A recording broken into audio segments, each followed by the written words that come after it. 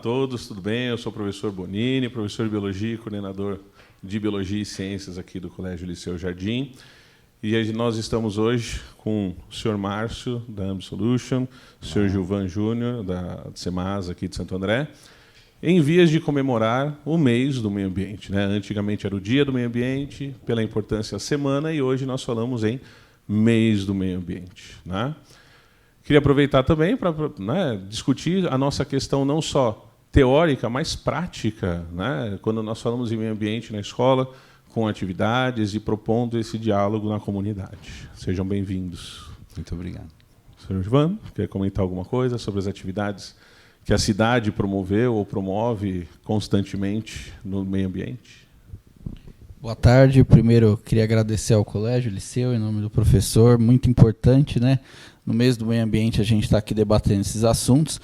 O município conta com a agenda bastante densa aqui no meio do ambiente, como, por exemplo, a gente tem no dia 27 um livro que a gente vai lançar, que é um estudo de catadores de recicláveis do município de Santo André. Hoje a gente tem 2 cooperativas no município e a gente vai criar uma terceira cooperativa com esses catadores de reciclável. E é importante dizer que Santo André é um município, poucos, né, do país, que tem a coleta porta a porta do reciclado. Então, uma vez por semana, a gente recolhe todo o reciclado, leva para essas cooperativas e mais de 100 pessoas dependem desse reciclado como renda, né, como geração de emprego, renda, usam esse material reciclado para a sua sobrevivência, para a sua renda. Então, além do meio ambiente, a gente tem também uma questão aí de emprego muito grande que gera desse reciclado que a gente tem no município. Essa discussão é bem interessante quando nós falamos da reciclagem e economia, né? O senhor Márcio tem algumas novidades do último fórum na Alemanha, podia apresentar para a gente? Então, eu estava comentando há pouco que a gente está passando pelo melhor momento, na minha opinião, sobre as questões ambientais, né? Quando comecei lá em 99, a gente observava que a área ambiental era vista muito como a área que só traz custo, era denominado eco-chato, enfim. E hoje a gente percebe que meio ambiente se tornou uma necessidade econômica para as empresas, muitas vezes para abrir um mercado, para uma qualificação como fornecedor. Então, eu estou bem otimista em relação a isso. Eu entendo que lá na Alemanha, por exemplo, eu tive o privilégio de participar da Infat, que é a maior feira de meio ambiente do mundo. Presenciei diversas tecnologias e um conceito bem interessante que eu acredito que já ocorra aqui no Brasil, mas que deve ser difundido nos próximos anos, que é o gerenciamento de resíduos de forma descentralizada, ou seja, o gerenciamento ocorrendo no ponto de coleta. Então, lá a gente conseguiu presenciar diversas lixeiras automáticas, lixeiras que tem fonte de energia solar, com lixeiras com cashback. Então, a pessoa chega no mercado, por exemplo, isso eu presenciei pessoalmente no supermercado, chega com uma sacola com 10 garrafas PET, ela começa a inserir isso numa maquininha e já recebe um ticket para poder gastar no próprio estabelecimento. Outros modelos também, por exemplo, na Bélgica, tinha uma empresa lá na Infat que ela apresentou a lixeira que o munícipe ele paga pelo lixo. Então, a lixeira tem uma capacidade, por exemplo, de 60 quilos, ele vai, deposita o lixo dele e é cobrado diretamente do munícipe, de forma descentralizada. Então, são diversos modelos, muitas tecnologias de aplicativo, voltado para as Smart Cities, né, que são as cidades inteligentes, um sistema de integração, de preservação ambiental, quanto que está gerando de resíduo em cada setor, quanto que gera de resíduo no município, quanto que está sendo reciclável, quanto que vai para a recuperação energética, monitoramento de enchentes, tudo de forma online e com tecnologias por GPS, por satélite. Então, foi bem interessante, assim, até no poder público, a utilização de varredeiras elétricas e autônomas. Isso me chamou bem a atenção, sabe? Que pode ser algo disruptivo, assim como está sendo o carro elétrico agora com a Tesla, né? Então, de repente, em um curto espaço de tempo, a gente pode presenciar Não sei se aqui no Brasil, mas eu entendo que a tecnologia ela é rápida, ela se espalha de forma rápida. Serviços de limpeza de forma automatizada mesmo, né, e autônoma. Então, eu achei bem interessante. Aproveitando a deixa, né, perguntando aqui para o Gilvan, essa questão dos pontos de coleta do reciclável, em que você leva e tem uma bonificação. Em Santo André, a gente costuma ter alguma coisa referente a isso. Não, acho que eu já vi em alguns mercados algo parecido. Santo André possui 20 ecopontos, né? E a gente, com o programa Sanear Santo André, vai para 30. Então, Santo André é a cidade por habitante, no fim do ano, que vai ter mais ecoponto por habitante. Isso é importante porque a gente dá a destinação correta e tem locais para descartar, né? As trocas, a gente tem 3 grandes programas, né? Que é o Moeda Verde, que a gente troca nas comunidades, aquelas que a gente tinha mais dificuldade, onde tinha muito entulho, a gente troca o reciclado por alimento. Então, quinzenalmente tem as trocas e a gente leva alimento para as pessoas. Tem o Moeda PET, que a gente faz a troca das garrafas PETs por ração.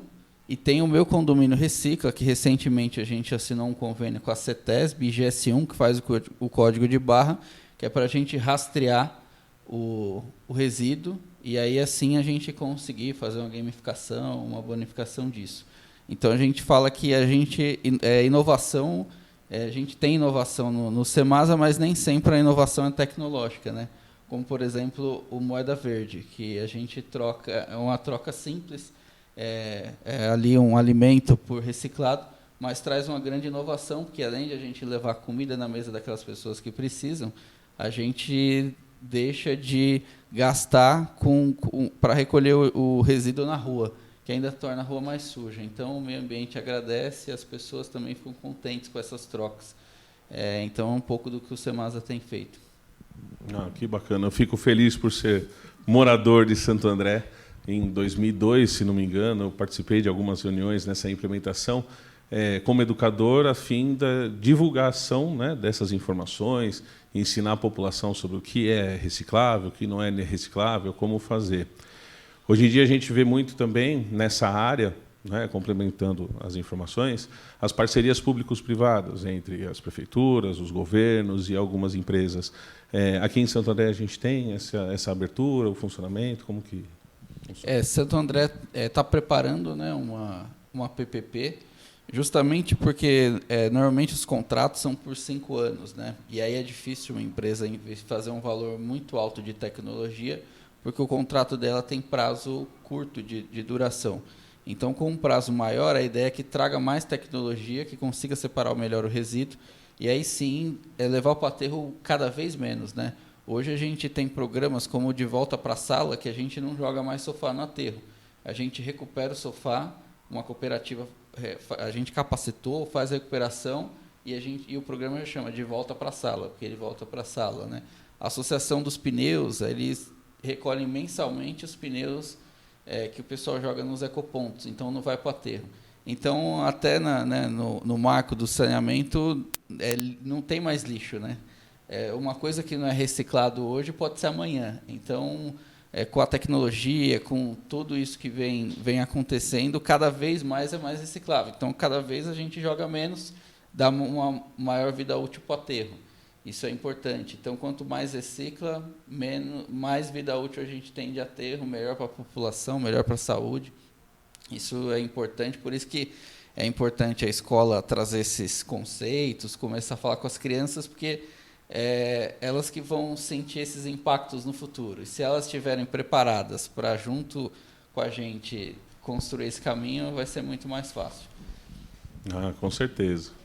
Então, Márcio, analisando, né, a sua área de atuação, a área da atuação da sua empresa e tudo mais, alguma área em Santo André em específico, por exemplo, que vocês atuaram na recuperação de alguma área que estava degradada, alguma coisa parecida? Então, a AmbiSolution ela atua no território nacional inteiro, né? Nós tivemos diversos projetos já realizados. Aqui em Santo André, alguns postos de combustíveis, terrenos que foram para incorporadoras, construtoras. Então, assim, você tem lá uma antiga indústria, quando tem alteração do uso de solo, ou seja, se ela vai passar a utilizar o terreno para a moradia, é necessário fazer todo um diagnóstico para verificar se existe contaminação, se existe algo que possa trazer um risco à saúde pública. E então nós já fizemos na região sul recuperação de um manguezal muito grande. Hoje já tem uma biodiversidade já recuperada naquele local. Nós estamos há 10 anos no mercado, né? Então nosso foco inicial e principal é a gestão de áreas contaminadas. Até fazendo um link com essa temática da reciclagem, é bem interessante que a gente incentive, principalmente nas escolas, que a criança, né? Eu, como pai, aprendo diariamente com os meus filhos, né? Então, eu acho bem interessante a gente fomentar esse conhecimento, porque a criança leva o conceito para casa, né? Então, a gente começa a segregar o lixo de forma mais consciente dentro de casa. E o que acontece? Quando nós fazemos isso, ou deixamos de descartar um resíduo de forma inadequada, nós evitamos também contaminação de áreas. Então, hoje a gente, infelizmente, ainda presencia alguns descartes de resíduos de forma inadequada, né? Você vê, às vezes chega, é um caçambeiro, enfim, a pessoa, empresas que são pagas para destinar o material de forma adequada, jogam o material na rua. E aí isso pode vir causar contaminação, e contaminação de qualquer terreno. A contaminação, ela contamina inicialmente o solo, depois vai para a água, que é o grande vetor que transporta essa contaminação, e isso causa muitas mortes, né? Então, é um trabalho de saúde pública mesmo, né? Atuar na engenharia ambiental, dentro dessa temática de gestão de áreas contaminadas, gerenciamento de resíduos de forma adequada, fomentar as questões de revalorização, traz esse benefício de minimizar risco à saúde humana. Muitas vezes, um resíduo descartado de forma inadequada. Então, imagina uma embalagem que, por sua vez, tinha ali armazenado um solvente, né? Muitas vezes utilizado até em casa, um thinner, por exemplo. Esse material ele pode gerar emissões de substâncias. Quando ele começa a degradar, ele começa a gerar emissões de gases, e esses gases são nocivos à saúde humana. Então, você pode, convivendo ao longo do tempo, respirando esse tipo de gás tóxico, você pode vir a adquirir uma doença, um câncer, que é a grande preocupação dos órgãos ambientais municipais e estaduais. Então, é bem interessante que nós fomentar a questão do gerenciamento adequado dos resíduos, incentivar a reciclagem, incentivar o descarte adequado, a questão das pilhas e baterias também, que são resíduos utilizados em casa. Isso também traz um certo risco se descartado de forma inadequada. Também é interessante que sejam instruídos, né, desde da infância, como fazer a gestão e o descarte adequado dos materiais. Compactuando com o assunto, né, uma coisa que nos preocupa muito é essa questão da informação, né? Qual que é a destinação correta para cada tipo de resíduo, até porque me parece que a área que a gente tem disponível para isso ela não é tão grande, né? O Gilmar poderia falar um pouquinho para a gente? Sim, né? A gente costuma dizer que o aterro é finito, né? Uma área tem fim. E Santo André fez recentemente uma ampliação que vai dar mais 5 anos de vida útil. Se a gente não tivesse feito o mês passado, por exemplo, a gente já não teria onde jogar lixo. Então, são mais de 600 toneladas por dia de lixo orgânico que vai para o aterro, né, o úmido que a gente chama, e 30 toneladas do reciclado, que vão para as cooperativas. Então, quanto mais a gente conseguir diminuir esse úmido e aumentar o seco, né, menos a gente descarta no aterro e melhora as cooperativas. Então, a gente sabe, com essa educação ambiental que a gente faz, vai nos condomínios, a gente vê que muita gente acaba descartando errado. Por exemplo, tem gente que coloca no saco separado em casa. Só porque eu coloquei separado, eles vão ver lá que é lixo reciclado e vão separar. E não é, porque vai para o caminhão, vai para o mesmo lugar. Então, é importante ver o dia que passa o carro na sua casa. Então, normalmente, passa a média de 3 vezes por semana do lixo úmido, né? E uma vez do lixo seco. Então, é importante separar o resíduo e colocar no dia correto. Só essa separação aí já dá uma diferença muito grande se todo mundo fizer, né? Porque de pouco em pouco, só uma garrafinha, só uma caixinha de um achocolatado, a cidade inteira fazendo isso, o impacto é muito grande. E aí a gente utiliza o aterro. Então, por isso que é muito importante a separação correta. Isso diminui muito o volume, a gente vê, porque nos condomínios que a gente faz aquela educação ambiental, o meu condomínio Recicla hoje está em 300 condomínios. A gente percebe que no condomínio já mudou bastante.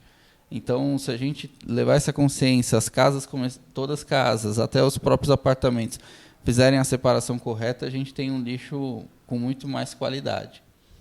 E pensando, emendando o assunto, em relação aos programas que a prefeitura tem de divulgação, né, de como fazer isso de forma a otimizar, né, o espaço e o depósito de lixo, além do sofá de volta para a sala, existem alguns outros programas, né, algumas gincanas, podia falar um pouquinho? Isso, a gente leva em algumas comunidades, né, por exemplo, tem uma gincana ecológica, que a gente recebe de tudo nos ecopontos, né? E recebe, por exemplo, brinquedos, roupas, e muitas vezes estão em boa qualidade de uso.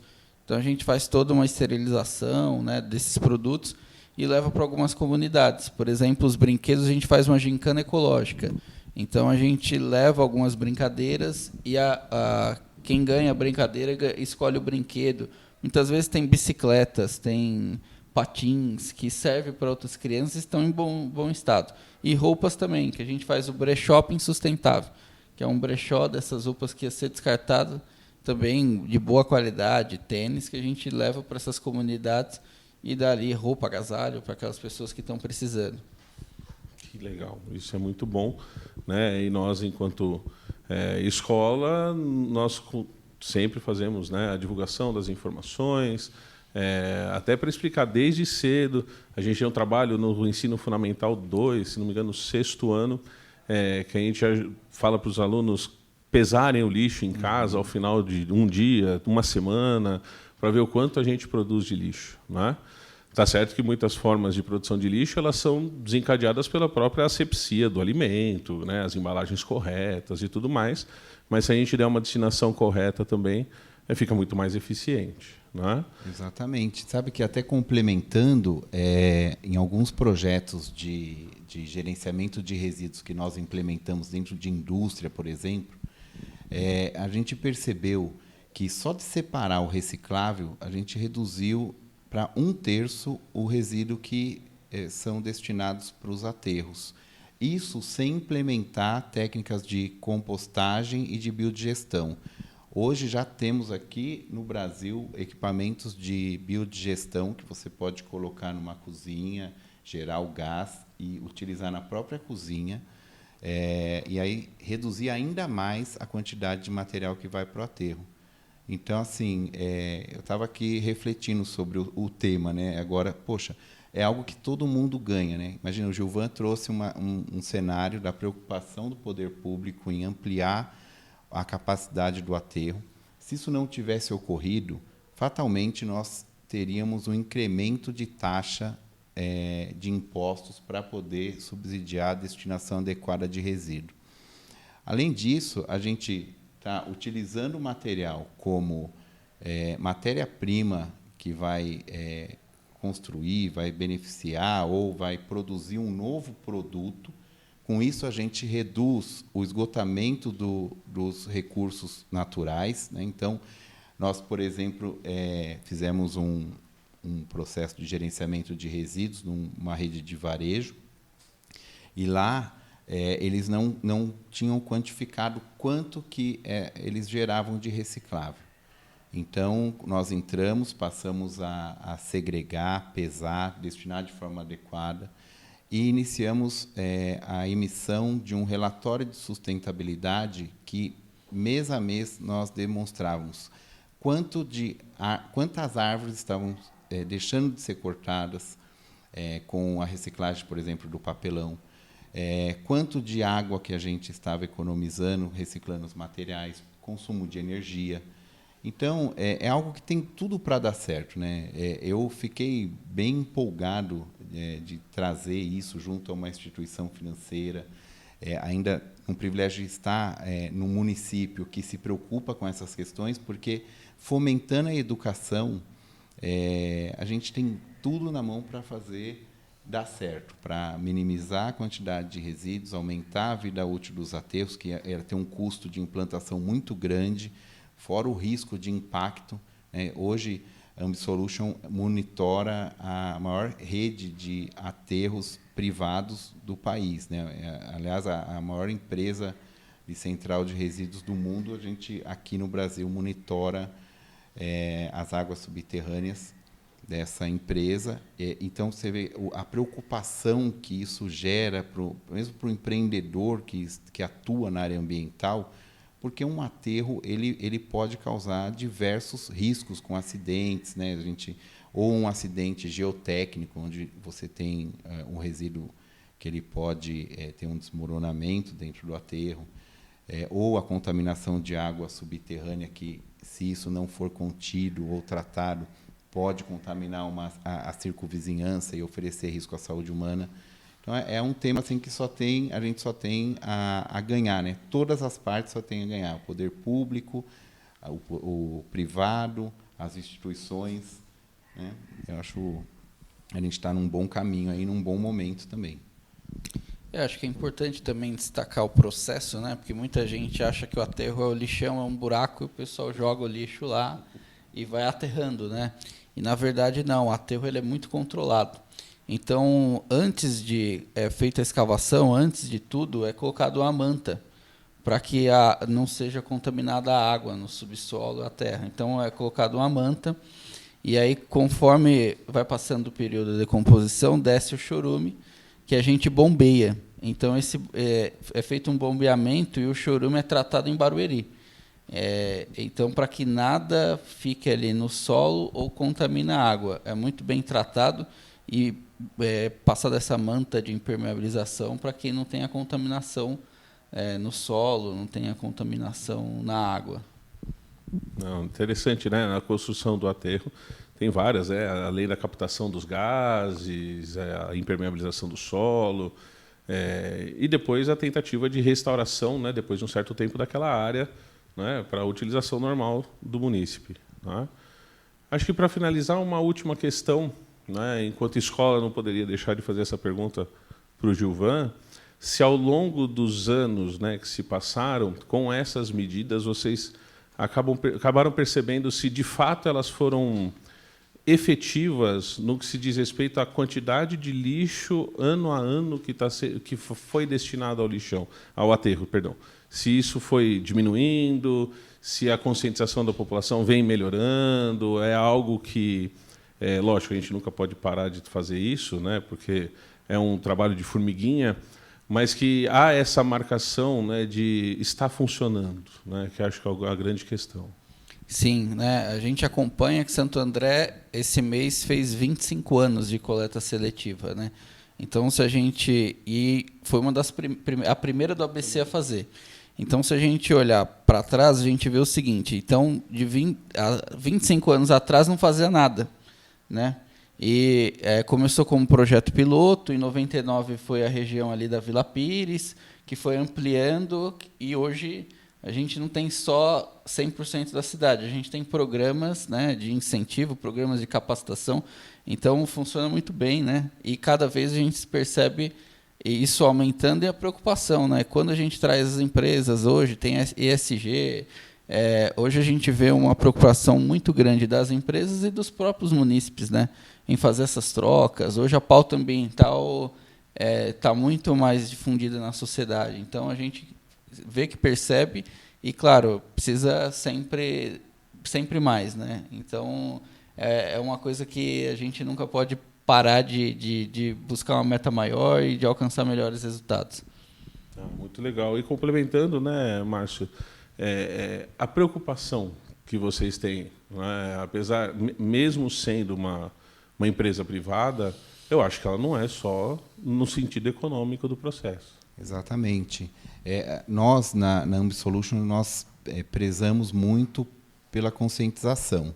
Até a gente startou esse ano um projeto que é criar a Universidade Corporativa na AmbiSolution, que ela tem como principal objetivo treinar os nossos colaboradores e também um trabalho social de empreendedorismo ambiental junto às universidades que estão formando os engenheiros ambientais, ou seja, as pessoas que vão atuar no mercado, para já começar a fomentar essa preocupação.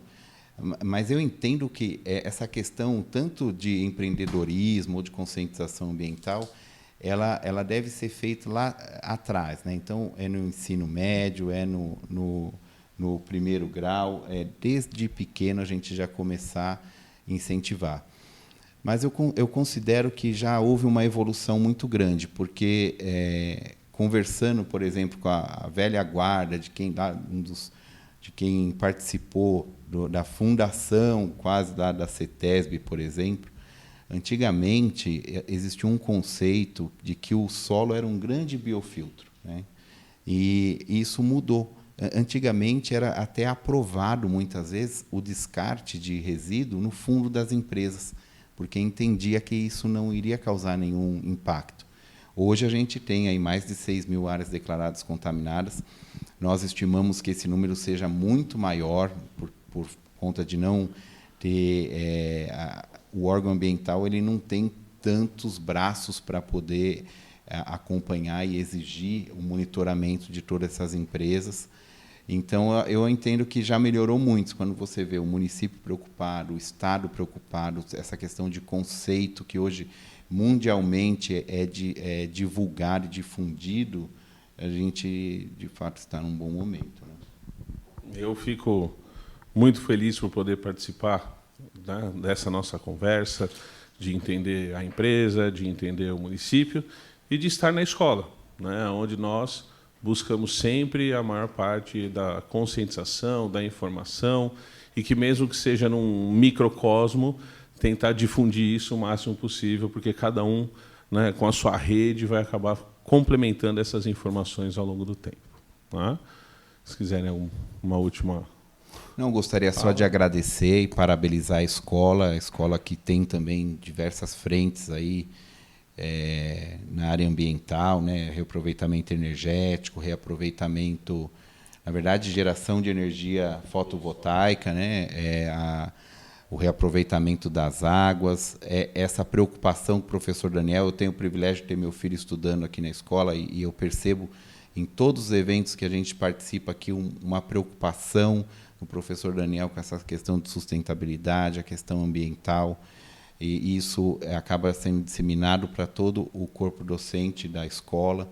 Então, gostaria de agradecer muito, parabenizar pela iniciativa e também de colocar a nossa empresa à disposição para contribuir com qualquer ação que seja idealizada pela escola, pelos professores. A gente se coloca à disposição. Também agradecer à escola pelo convite e deixar o Semasa à disposição, né? O pessoal também pode consultar o site do Semasa, www.semasa.sp.gov.br.